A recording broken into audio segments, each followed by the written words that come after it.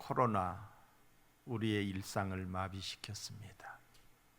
하나님께 드리는 예배까지도 참 눈치 보며 예배 드려야만 하는 그런 이중한 상황을 지금까지 지나왔는데 이제 끝이 보이는 것 같아요. 세계적인 추세가 또 그렇고요. 그래서 위드 코로나로 가기 직전인데, 그리고 우리 대전권은 보면은 어제 같은 경우 9명이든가 10명도 안 되게끔 그렇게 확진자가 나왔잖아요. 그래서 우리 성도님들께 이제 제가 이제는 강권합니다. 가정에서 예배를 드리시는 분들도 예배당에 나와서 예배를 드릴 수 있기를. 그러나 몸이 열이 있거나 또 몸의 조시가 좋지 않으신 분들은 꼭 가정에서 예배 드려 주셔야 돼요. 지금까지 달려오면서 코로나 상황에서 이 종교 단체에서 발생한 코로나 프로테지가 4%밖에 안 돼요. 4%. 그런데 교회는 절반 가까이, 절반의 수준이 교회에서 나왔다라고 이걸 뒤집어 씌고 있거든요. 이게 참 안타깝죠.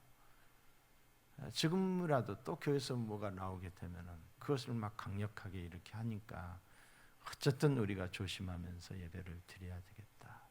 그러나 이제 다음 주부터는 우리 찬양대도 다 회복이 되고 교회 학교도 다 회복이 되고, 참 안타까운 것은 이번에 어제 그젠가 발표된 것도 보면은 예식장 같은 데는 그냥 250명은 전에 다 참석해도 돼요. 거기는 뭐 이쪽에서 저쪽에서 시간대별로 하기 때문에 250명이 아니라 몇천 명이 와도, 어제는 내가 가서 보니까 이제는 이거 쓰라고도 않더라고요. 그렇게 허술한 거예요. 그러나 교회는 그렇지 않죠. 교회는 여전히 식사 금지, 또 소모임 금지. 찬양대는 안 써져 있는 것 같더라고요. 찬양대는 명시화를 안 했어 보니까. 해도 되나 봐. 예. 그렇게 해서 아주 딱 찍어서 그렇게 해놨어요. 그래서 좀 아쉽고, 그렇지만은 어쨌든 우리가 한 국민으로서 국가에서 하는 일에 전혀 막 무조건 거기도 어느 정도의 타당성은 있기 때문에 우리가 또 따라야 되겠죠. 어쨌든 다음 주부터는 이곳에 들어와서 이 유튜브로 예배 드리시는 분들도 될 수 있으면은 교회 나와서 다 예배 드리고 다 회복이 됐으면 좋겠습니다. 이러다가 지옥까지 미끄러지는 분들이 한 사람도 없기를 주님의 이름으로 축복합니다. 오늘 저는 요셉을 통해서 인생 승리자의 모습을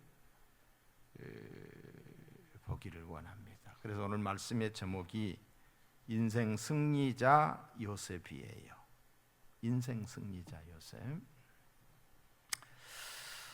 인생은 한 번입니다. 단 한 번이. 그래서 일생이라고 그러는 거지. 두 번, 세 번 살 수 없습니다. 그러므로 어때야 돼요?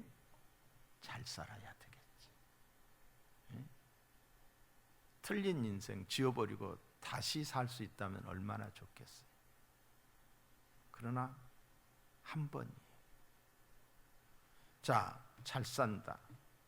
잘 산다는 것이 과연 무엇일까요? 많은 사람들은 잘 산다는 것이 성공이라고 말해주고 있어요. 성공하면 잘 산다. 이 성공의 사전적 의미를 찾아보니까 목적하는 것을 이루는 것이 성공이에요. 사람마다 목적하고 바라는 것들이 다 다르잖아요. 그것이 이루어지면 그것이 성공이라는 것이죠. 어떤 사람은 부자가 되는 것이 목적이에요. 어떤 사람은 명예와 권력을 얻는 것이 목적이에요. 이 목적을 이루면 그것이 성공이다. 그런데 이 성공의 위험성은 어떻게 이루어야 하는가, 성공의 룰이 없다는 거예요. 성공의 기준이 없다는 거예요. 예? 수단과 방법을 가리지 않을 수 있다는 거지요. 부를 이루기 위해서, 권력을 얻기 위해서, 목적을 이루기 위해 선하지 않는 방법을 정당화해서는 안 되는데 그걸 정당화시킨다는 거지요. 예? 부정선거로 국회의원이 되면 안 되지요. 근데 그걸 성공이라고 말해요. 예? 억압과 착취 그리고 거짓으로 부를 축적했어요. 그걸 성공이라고 말하는 거예요. 진정한 성공은 목적이 선하면 방법도 선해야 된다. 예? 목적이 유토피아니까 그 목적을 이루기 위해서 많은 사람 그냥 죽여도 돼요? 이게 공산주의예요. 무서운 거죠. 성공 후에 여러분 인생이 잘못돼 버리고 깨져버린 경우들이 허다하게 많습니다. 성공을 했는데 인생이 깨져버려요. 잘 살았다면은 인생을 잘 살았다면 후회가 없어야 할 거 아니에요? 열심히 살았는데 인생 석양에 후회 막심한 거예요. 내가 왜 이렇게 살았나 허무한 거예요. 그것은 잘 산 것이 아닙니다. 잘 산다라고 하는 것은 바르게 산다는 거예요. 정직하게 산다는 거예요. 더불어 이웃과 함께 나누며 산다는 거예요. 이게 잘 산다는 거예요. 나밖에 모르고 남이사 어떻게 되든 간에 거짓말 질질하면서 그러면서 부를 축적하고 그러면서 무슨 이 국회의원이 되고 뭐하고 그거 잘 산 게 아니에요. 저는 이런 의미에서 이 성공이라는 말보다도 승리라는 말을 좋아합니다. 승리.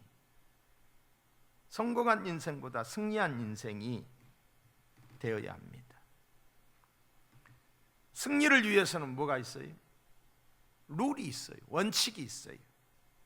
서로의 약속이 있어요. 그렇죠? 그 약속을 지키는 거예요. 지키지 않으면 어떻게 돼요? 아웃이 되는 거죠. 성공에는 룰이 없다니까요. 승리한 인생은 화려하지는 않아도 또 누가 알아주지는 않아도 스스로 뭐예요? 후회함이 없어요. 스스로 부끄럽지 않아요. 그래, 그래도 내가 많이 부족하지만 최선을 다했다. 감사하다. 사랑하는 성도 여러분, 어떤 인생이 후회 없는 인생이고 또 승리하는 인생일까? 어떤 인생? 적어도 몇 가지 조건이, 많은 조건이 있지요. 그러나 몇 가지만 제가 뽑아봅니다. 첫째는 영생, 둘째는 기쁨, 셋째는 보람과 감사, 그리고 굳이 넷째를 말한다면 법을 지켰는가, 약속을 지켰느냐는 거지. 아무리 성공해도, 아무리 큰 부자가 되었어도 영생을 얻지 못한다. 인생 잘못 산 것입니다. 천국에 갈 수 없다. 인생 실패자입니다. 아무리 남북이 화려해도 기쁨, 감사가 없다면 불행한 인생입니다. 참 기쁨이 있어야 행복한 거예요. 성공했는데 전혀 기쁘지 않아. 감사가 없어. 그리고 보람이 있어야 되고 기본 원칙을 지켜야, 그래야 승리하는 인생이 되는 줄로 믿습니다.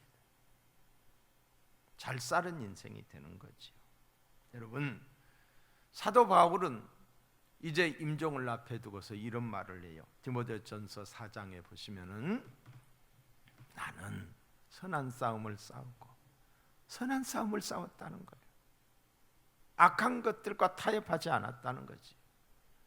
나의 달려갈 길을 마치고 믿음을 지켰어요. 믿음으로 살았다는 거예요.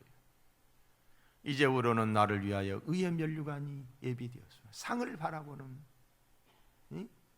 상을 바라보는, 지금까지 내가 이렇게 살아왔으니 하나님이 내게 주실 상을 기대하는 이런 삶이, 하나님 앞에 쓸 것을 기대하는 이런 삶이 승리의 삶 아니에요?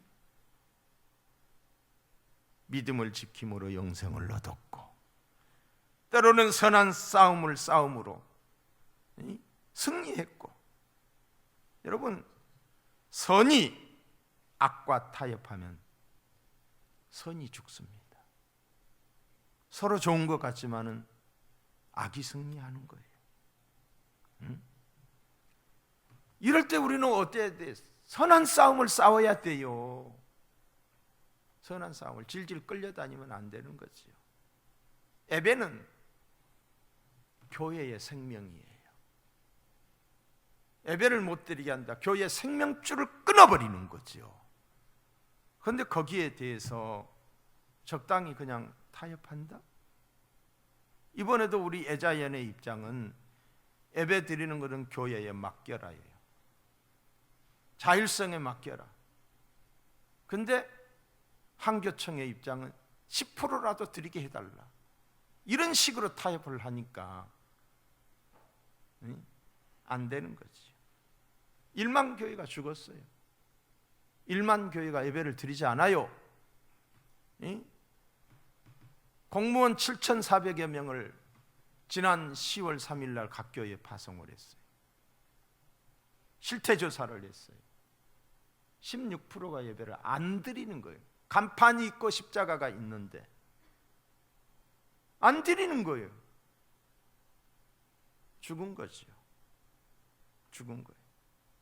손해를 보더라도 본질을 사수하고 원칙을 지키고 바르게 살아야 그게 승리하는 인생이요, 후회함이 없는 신앙생활인 줄로 믿습니다. 요셉은 한 번뿐인 인생을 잘 살았어요. 승리했어요. 세상 말로 말하면 성공했어요. 성공은 했지만은 승리하지 못한 사람들이 많거든요. 요셉은 세상에서 세상적인 어떤 기준으로 볼 때 큰 성공을 이룬 사람이에요. 엄청나게 출세한 사람이에요. 어린 나이에 부모님과 생리별을 해야만 했잖아요. 형제들로부터 잔인하게 버림을 받아야만 했잖아요. 종살이 감옥살이 죽을 고생을 많이 했고 억울한 일을 너무 많이 당했어요. 그런 요셉이가 애굽의 국무총리가 되었어요. 엄청난 사건이 벌어진 거예요. 큰 성공을 이룬 거예요. 권세도 얻었고 부귀영화도 누리게 되었어요. 당시 애굽이 어떤 나라예요? 초강대국, 오늘의 미국과 같은 나라예요. 그 나이 30에 어린 나이에 총리가 되었어요. 성공이지요. 요셉은 그냥 총리가 아니었어요. 실세 총리였어요. 왕은 상징이었어요. 자기가 모든 것을 결정하고 모든 것을 다 했어요. 그래서 옥새를 맡긴 거예요. 뿐만 아니라 종신 총리였어요. 종신. 천하를 호령하며 30세의 총리에 오른 그가 110살까지 80년 동안 그렇게 살았어요. 이보다 큰 성공이 어디 있어요? 바로가 요셉에게 인장반지를 끼워주고 최고급 세마포옷을 입혀주고 금사슬을 목에 걸어주고 금목걸이를 걸어주고 왕만이 탈 수 있는 동급의 자동차를, 승용차를 내어줍니다. 요셉이 행차하면 모든 백성이 그 앞에 엎드려 절을 했습니다. 바로는 요셉에게 애굽식의 이름까지 줬어요. 이름까지. 그리고 당시의 명문가의 규수와 결혼을 시켜서 가정을 이루게 했습니다. 여러분, 대단하지 않습니까? 대단한 거죠. 이런 성공이 어디 있어요? 이런 반전이 어디 있어요? 큰 성공을 이룬 거예요. 여기서 우리가 반드시 알아야 할 것은 요셉의 이야기가 성경에 이렇게 길게 기록된 것은 이런 성공 스토리 때문이 아니라는 거예요.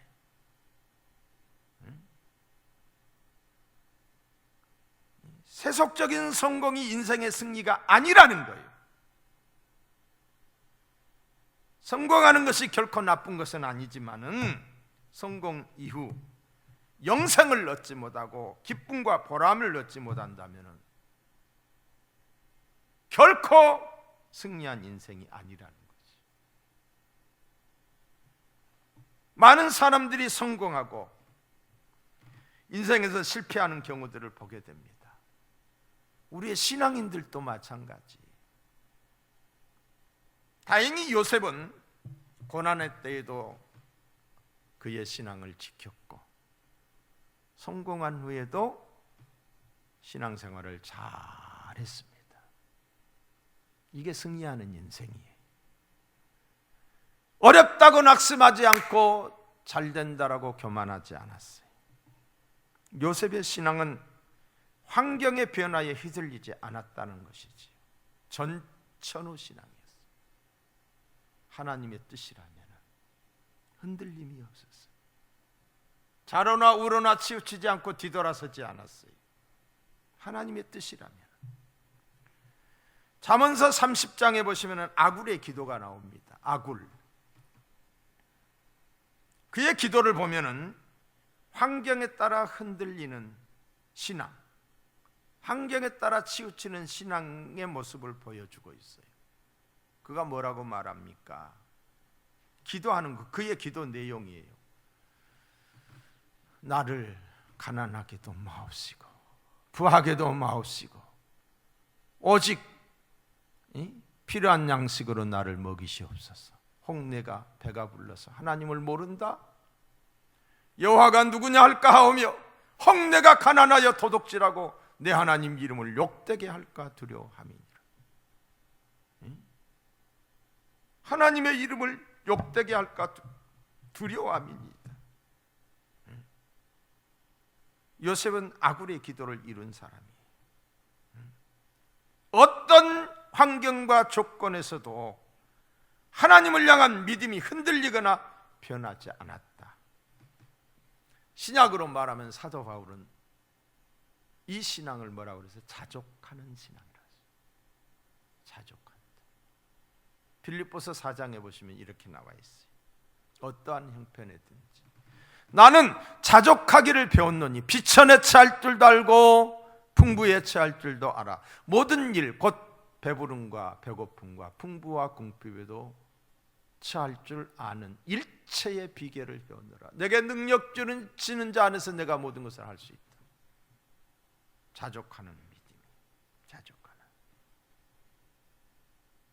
이게 인생 승리자의 모습이에요. 특별히 인생을 승리한 이 요셉의 모습에서 뭘 볼 수가 있냐면은 용서예요. 용서. 요셉은 성공한 후에 용서의 삶을 살았습니다. 두 아들을 낳았는데 두 아들의 이름을 통하여 인생 승리자의 모습을 보여주고 있어요. 이름을 지었는데 그 이름 속에 요셉의 철학이 담겨져 있는 거예요. 자, 51절을 한번 볼까요?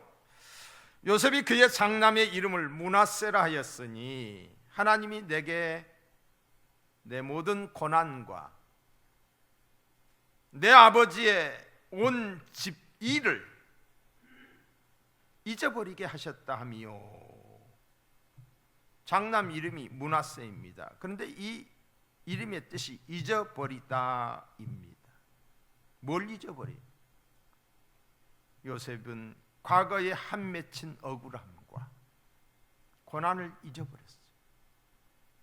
아픈 과거, 쓰라린 과거 잊어버렸어요. 여러분, 잊어버리는 것이 은혜예요. 은혜. 슬픔의 감정이 사랑하는 사람이 운명을 했어요. 그 슬픔이, 그 순간의 그 슬픔이 10년을 간다. 어떻게 사냐고요? 응? 억울한 분노가 계속된다. 어떻게 살아요? 분한 마음을. 잊어버렸다라고 하는 것은 용서했다는 거예요. 은혜가 아니면 용서할 수가 없어요. 은혜 아니면 사랑할 수가 없네. 은혜 아니면 용서할 수가 없네. 은혜가 임했기에 용서한 거예요. 여러분, 핍박과 고난, 역경과 인내의 세월을 헤치고 권력에 오른 사람들이 제일 먼저 하는 일이 주로 어떤 일입니까? 보편적으로 많은 사람들이 분풀이를 해요. 화풀이를 해요. 적폐라는 이름으로 나에게 고통을 주고 무시하고 부당하게 한 사람들을 가만두지 않겠다는 거예요. 이것이 권력을 가진 자의 형태입니다. 국정원장 오라고 해, 검찰청장 들어오라고 해, 경찰청장 오라고 해, 누구누구 좀 뒷조사해봐, 한번 털어봐, 선 좀 봐줘야겠어. 얼마든지 요셉도 그런 마음이 가질 수 있었다는 것이지. 먼저 형들에 대한 서운함과 미움이 얼마나 컸겠어요. 형 살려줘 했음에도 팔아버렸던 그 형들, 자기가 유혹하고서도 도리어 죄를 뒤집어 씌워서 억울하게 감옥살이를 시킨 보디발의 아내에 대하여 생각만 해도 치가 떨리고 화가 났을 거예요. 얼마나 분하고 억울했겠습니까? 복수하고 싶지 않았겠어요? 술 맡은 관원장은 또 어땠어요? 감옥에 갇혀 있을 때 요셉이 그를 섬겼어요. 지극정성으로 섬겼어요. 그리고 그의 꿈을 해석해주고 꿈대로 모든 것이 되었어요. 그때 요셉이 간절하게 부탁을 했어요. 나의 무죄함을 바로에게 탄원해달라고. 그런데 무시해버렸어요. 그 서운한 일들에 대하여 요셉은 총리의 위치에서 뼈 있는 말이라도 했어야 됐어요. 그러나 요셉은 그리하지 않았어요. 다 잊었어요. 아들의 이름을 지으면서 그렇게 이야기하고 있어요. 므낫세, 다 잊었다. 뭔 말이? 다 용서했다는 거지요. 용서했다. 이것이 승리자의 모습입니다. 우리가 닮아야 될 모습입니다. 죽어도 나는 안 잊을 거야, 못 잊을 거야, 내 눈에 흙 들어가기 전까지는 잊을 수 없어. 그러면 어떻게 했다는 거예요? 자기만 손해지. 잊어야 돼, 잊어야 돼. 하나님은 우리의 죄에 대해서 도말하신다는 표현을 쓰고 있어요. 잊어버리는 거예요. 내가 지은 죄 회개하면 하나님이 도말하셔요. 화공약품으로 쓰여진 글씨를 없애버리는 것 같지, 아예 없어지는, 이 하나님의 전능하심으로 잊어버리는 거예요. 나는 기억하고 있는데 하나님은 잊어버리는 거예요. 요셉이 잊어버렸다는 표현이 그거예요. 왜 우리 사회가 이렇게 시끄럽습니까? 왜 싸움이 그치지 않습니까? 이긴 자들이, 다시 말해서 세상적으로 성공한 자들이 아량이 부족하기 때문에, 너그러움이 없기 때문이에요. 이긴 사람이 진 사람의 마음을 헤아리고 용서하고 눈물을 닦아줄 때에 비로소 싸움과 다툼은 사라지게 되는 줄로 믿습니다. 그러니까 있는 자가 잘해야 되고 이긴 자가 잘해야 되고 높은 자가 잘해야 돼. 잘해야 돼. 그러지 못하기 때문에 이 진자들의 반란이 일어나는 거예요. 자, 51절을 다시 볼까요? 요셉이 그의 장남의 이름을 므낫세라 하였으니 하나님이 내게 내 모든 고난과 내 아버지의 온 집안 온 집리를 잊어버리게 하셨다. 하나님이 내가 나의 고난을 잊었다가 아니에요. 하나님이 나로 잊게 하셨다는 거예요. 수동태를 쓰고 있어요. 내 스스로가 원한과 고통을 잊은 것이 아니고 하나님이 잊게 하셨다. 하나님의 은혜다. 하나님의 은혜를 구하시기 바랍니다. 용서가 능력인 이유는 내 마음대로 안 되기 때문이에요. 형들에 대하여 보디발의 아내에 대하여 복수하려고 했을 수도 있습니다. 사람의 행동은 생각과 마음에서 나옵니다. 사람의 행동은. 그런데 하나님이 요셉의 마음과 생각을 지켜줬다니까요. 하나님이 그 마음을 지 스스로 각오하게 결단해서가 아니에요. 하나님이 하셨어요. 그래서 성경은 뭐라고 말해요? 아무것도 염려하지 말고 오직 모든 일에 기도와 간구로 너희 구할 것을 감사함으로 하나님께 아뢰라. 그리하면 모든 지각에 대한 하나님의 평강이 그리스도 예수 안에서 네 마음과 생각을 지키신다. 기도하면 하나님의 마음과 생각을 지켜줘요. 여러분, 여러분의 마음속에 미움이 있습니까? 원망이 있습니까? 내 의지로 잊어버리려고 하지 마시고 물론 노력해야 되지요. 하나님의 은혜를 구하시기 바랍니다. 하나님의 은혜가 임하면 미움이 사라집니다. 원한이 녹아내립니다. 은혜 아니면 용서할 수가 없네. 은혜만이 용서예요. 받은 사랑으로 용서하는 것이 내게서 나온 것으로 되는 게 아니다 이 말이에요. 사랑하는 성도 여러분, 오늘 우리 마음에 서운한 마음을 주는 사람 있잖아요. 고통, 아픔을 준 사람에 대하여 하나님의 은혜로 용서할 수 있기를 바랍니다. 지난 과거에 얽매이면 건강한 삶을 살 수가 없습니다. 그것이 쓴뿌리가 되어 나의 삶을 어둡게 해요. 그리고 내 주변에 사랑하는 사람들에게 아픔을 주는 사람이 되는 거예요. 잊어버리고 용서할 수 있기를 축복합니다. 자, 요셉은 하나님의 은혜에 감사했어요. 첫째는 용서했고 하나는 감사했어요. 이게 승리자의 모습이에요. 52절을 다시 볼까요? 차남의 이름은 에브라임이라 하였으니 하나님이 나를 내가 수고한 땅에서 번성하게 하셨다 함이었더라. 에브라임의 뜻은 번성, 풍성을 뜻하는 것입니다.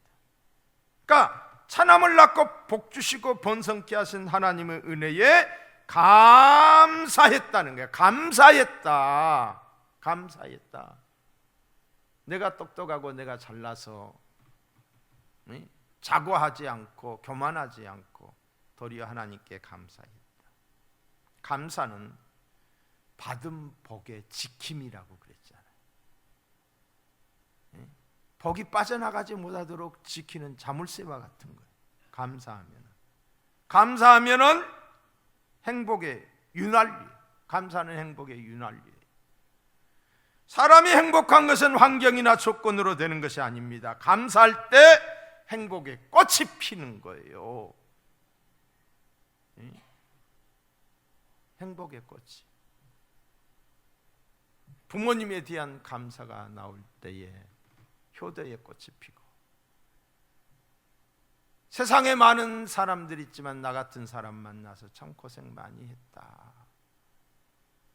아내에 대한 감사가 있을 때 그게 사랑이 배가 되는 거예요. 아멘. 감사할 줄 모르면 불행합니다. 왜? 인간의 욕심은 끝이 없기 때문에. 욕심의 이 마침표를 찍는 게 감사예요. 감사할 줄 모르면 아무리 큰 성공을 거둔 사람도 결코 행복할 수 없다는 것이요. 하나님의 은혜 가운데 용서하고 감사하는 승리자로 살아갈 수 있기를 주님의 이름으로 축원합니다. 실제로 있었던 실화예요. 이 이야기를 들으면서 각자에게 주시는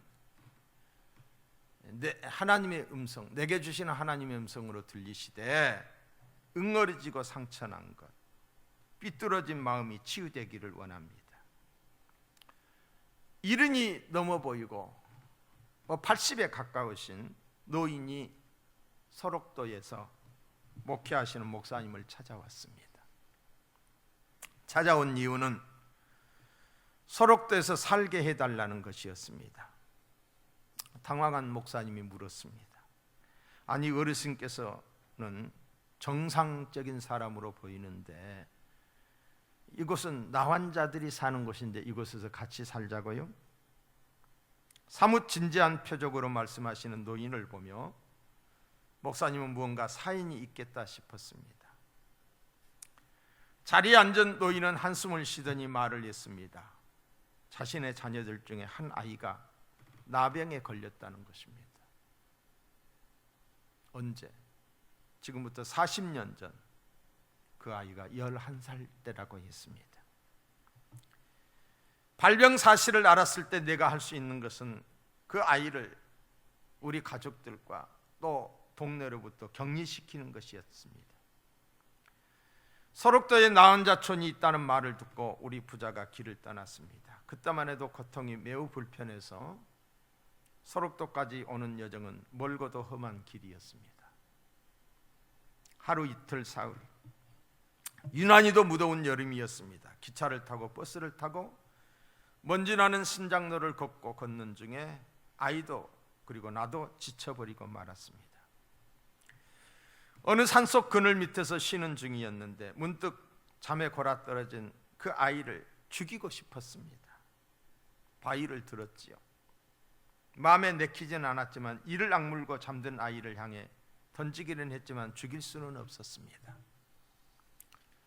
아이를 깨워 가던 길을 재촉했지요. 그런데 문제는 서록도에 다 왔을 때입니다. 배를 타려 몰려드는 사람들을 보니까 눈썹이 빠지고 손가락이 없고 코가 달아난 나환자를 직접 보게 된 것입니다.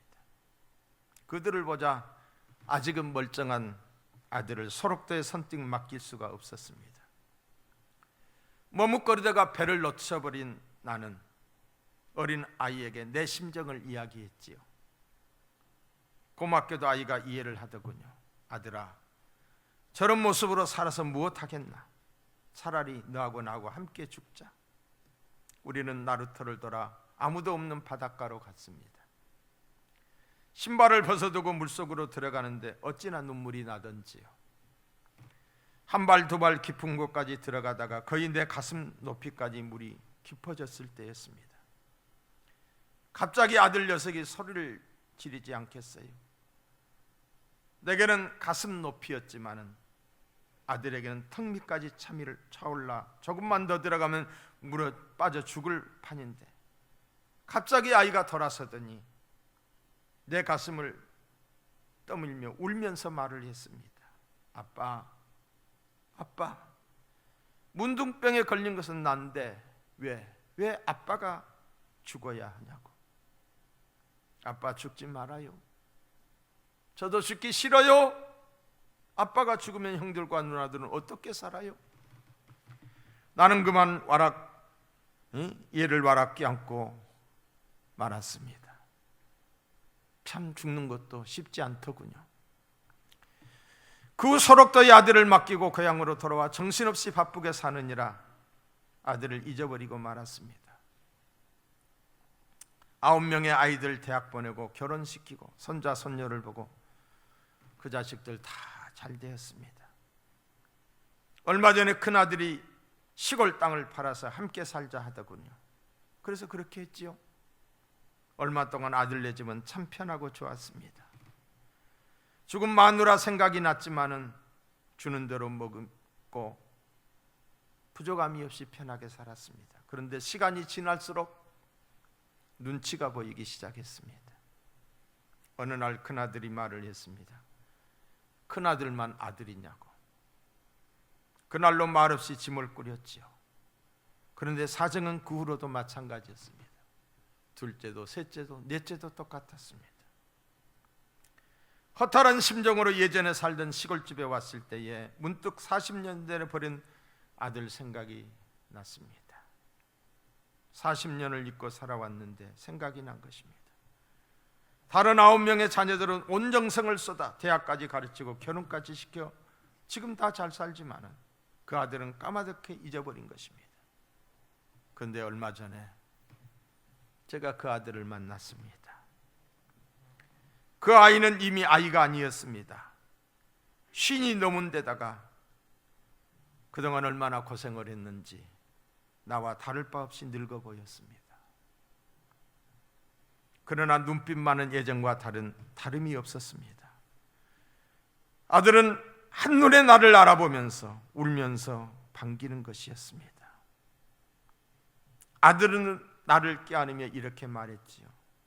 아버지를 한시도 잊은 날이 없었다라고. 아버지를 다시 만나게 해달라고 40년이나 기도해 왔는데 이제 내 기도를 응답해 주신 하나님께 감사하다라고 했습니다. 나는 흐르는 눈물을 닦을 여유도 없이 울고 또 울었습니다. 나 환자가 되었다고 무정하게 내다버린 매정한 애비, 한 번도 찾지 않는 애비를 원망해도 모자랄 텐데 기도하고 기다렸다니 눈물이 앞을 가렸습니다. 아들은 말했습니다. 이곳에 와서 처음에는 많이 울고 힘들고 원망도 했지만은 이곳에 와서 예수 그리스도를 만나게 되었다라고. 나를 사랑하사 자기 목숨을 버리신 예수님의 사랑을 깨닫게 되었다라고. 그 이후로 모든 것을 용서하게 되었다라고. 모든 것을 용서하게 되었다라고. 그리고 원망도 하지 않았다라고. 예수 그리스도의 사랑이 비참한 나의 운명까지 감사하게 만들었다라고. 그러면서 그는 내 기도에 응답해 주신 하나님께 감사하는 것이었습니다. 그때서야 나는 깨달았습니다. 나의 힘으로 온 정성을 쏘아 키운 9 아이들보다 내다버린 아들이 더 바르게 성장했다는 것을. 어르신이 말을 했습니다. 예수 그리스도 그분이 누구신지 모르지만 내 아들을 저토록 변화시켜 주신 분이라면 나 또한 마음을 다해 예수님을 믿겠노라고. 목사님, 이제 나이 들어 짐이 되겠지만은 저도 이곳에서 속지 않은 마음으로 예수 믿고 살고 싶사오니 저를 도와달라고, 이곳에서 살 수 있게끔 해달라고, 저를 위해 기도해달라고 부탁을 했어요. 여러분, 인생 승리자의 모습이 뭐예요? 감사. 살아온 삶에 대한 감사. 인생 승리자의 모습이 뭐예요? 용서예요. 용서. 만델라가 왜 그렇게 이 세계적인 인물이 되었어요? 그에게 못된 짓을 했던 모든 자들을 다 용서해 줬어요. 앞으로 우리나라에도 이런 지도자가 나오기를 주님의 이름으로 축복합니다.